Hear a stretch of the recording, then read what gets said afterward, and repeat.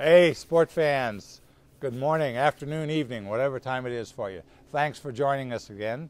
I'm Patrick Barrett, your Driver Ed in a Box Driver Ed guru. That's right.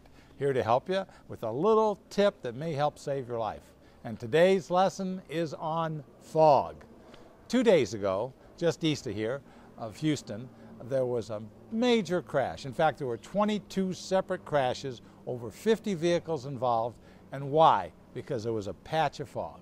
Now, what do you think is worst? A little patch of fog or a lot of fog? It really doesn't matter, does it? Either way, it's bad. The problem with a little patch is you just run into it real fast and you go, oh, what do I do now? When there's all sorts of fog out there, you might just make enough of a good judgment, have a little common sense, and say, hey, maybe I should just wait before I take off today because I can't see 5 feet in front of my car. All right? And unfortunately, that's what happens. People get up, they get in their car, they head off to work. That's what these folks were doing, primarily just going the same route, same time of day, every day that they travel to work, and they didn't make any adjustment for what condition? The weather. Remember, that's one of the 6 conditions you have to talk about.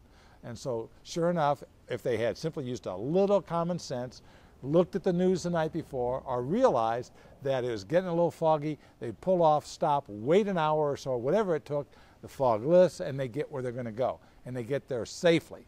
Instead, what happens? Boom, they just keep going. All of a sudden, they're in that fog. They don't even hit their brake. Some of them were doing 70 miles an hour when they careened into another vehicle. Now, does that make sense at all? Of course not. So be careful. You cannot take weather conditions for granted. So remember, what are the 6 conditions? The road, the weather, the traffic, the light, the driver, the vehicle.